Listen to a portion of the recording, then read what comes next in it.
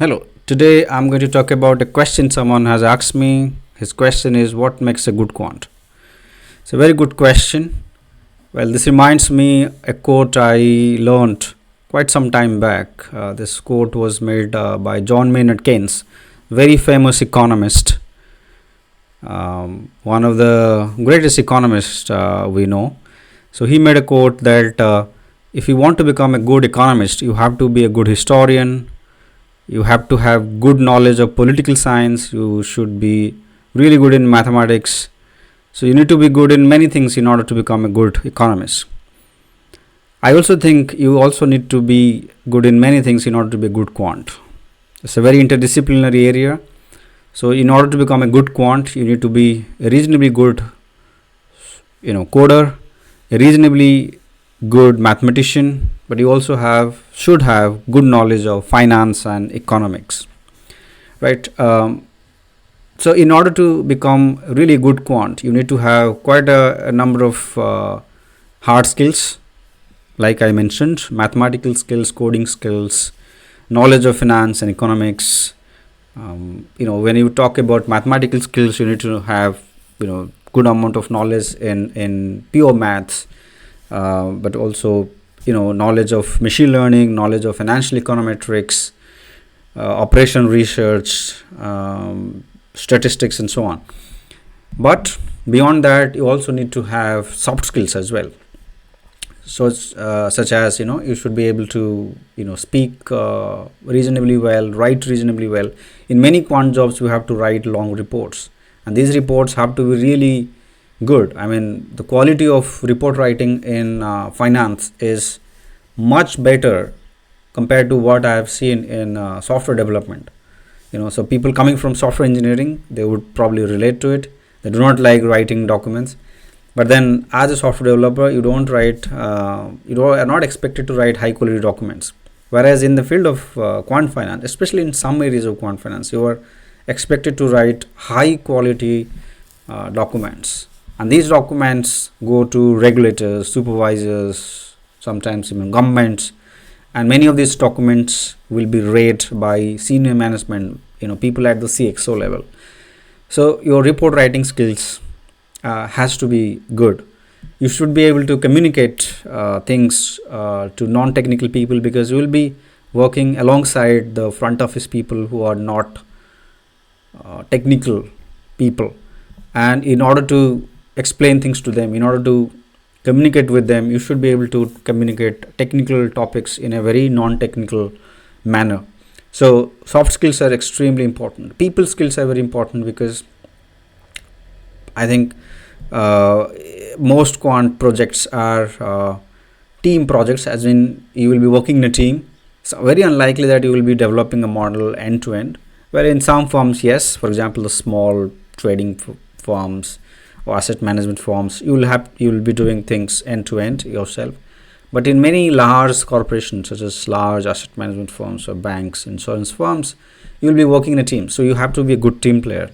And there are many decisions to be made while you are working as a quant in model development. There are like quite a number of decisions to be made. So if you are someone who is just a bit stubborn, and you want things to be in your own way, you want your views are taken seriously all the time, then you will struggle, because you have to accommodate views and opinions from other people as well. So it has to be collaborative. You have to be a good team player in order to be a successful quant, right? Hard skills are no doubt extremely important, especially for junior quants, right? You should be able to write code. You should be able to understand a research paper which is technical in nature. So you should have sufficient knowledge of mathematics, right? But also knowledge of finance. Many people think that you need not know any finance in order to be quant. That's, in my view, completely wrong. Many firms do not care about finance knowledge for entry level professionals, but as you grow, you really need to have sufficient knowledge of finance. Is it something that you can learn on your own? Absolutely. You don't need a finance degree in order to work in quant. But knowledge of finance is very important. You need to know enough about risk management techniques. You need to have good understanding of products used in the field of finance. If you're working on the market side, you need to have good knowledge of market products. If you're working on lending side, you should have good knowledge of lending products.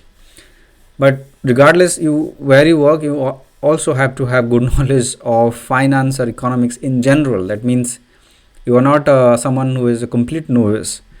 So therefore one has to read the business newspapers such as the Wall Street Journal, the Financial Times on a more regular basis, right? Not everybody has to read research papers, but it's good to read some of the technical websites, for example risk.net, and there, for example, people working on the regulatory side of modeling. You should be reading the regulatory papers, just to increase your knowledge.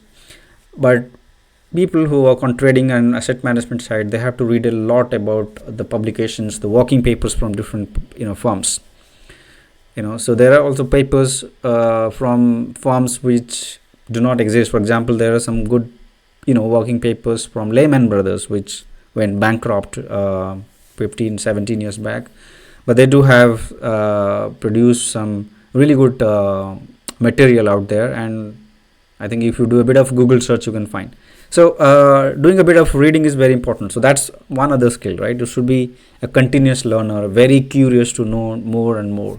You should be someone who is curious about the world. It's not a pure science field, right, where you're just a specialist in one area. You have no idea what's going on elsewhere.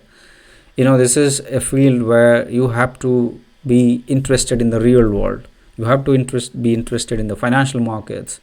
You have to be interested in what's going on in the real economy, right? What's going on in the real estate sector, in the housing market, in the commercial real estate sector, in the residential real estate sector, what's going on around the world, the geopolitical risk, the environmental climate risk, commodity related activities and what's going on in that, valuations, demographic shift, and whatnot.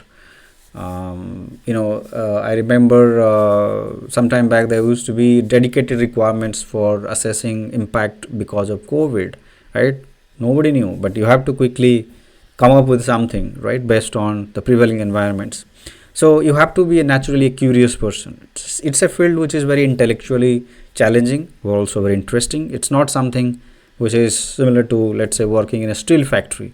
When you work at a steel factory or most factories, you don't have to learn everything on a daily basis, right? Because the process of making steel is very streamlined, very it's very it's very clear, right? There's nothing is changing actually in a short period of time, right? It's very standardized, right? So you learn it once, you do the same thing again and again. Whereas in field of finance, you have to learn a lot because things are changing every time, every moment there is something happening around the world, and you should be able to relate that to what you're doing. So just to summarize, who is a good quant? A good quant is someone who is technically sound, very curious, has good soft skills, and soft skills are not just a good speaker or someone who's able to do good presentation. Of course, these skills are extremely important, but you must also have other soft skills such as be a good team player, should be able to write good emails, and should be able to write good documents. You should be very concise in your communications, and you should be able to network and build relationships and so on. So it's one career where you have to be an all-rounder, right? You cannot simply be sitting at a corner and doing a work, right? Most quants have to be in office, interacting with colleagues on a very regular basis, unlike in other jobs, for example software engineering, where you can work remotely. That's never the case. So it's a career where you are required to have a number of skills, right? It's very interdisciplinary in nature, and that's why you should need to be good in many things. All right, any questions, let me know.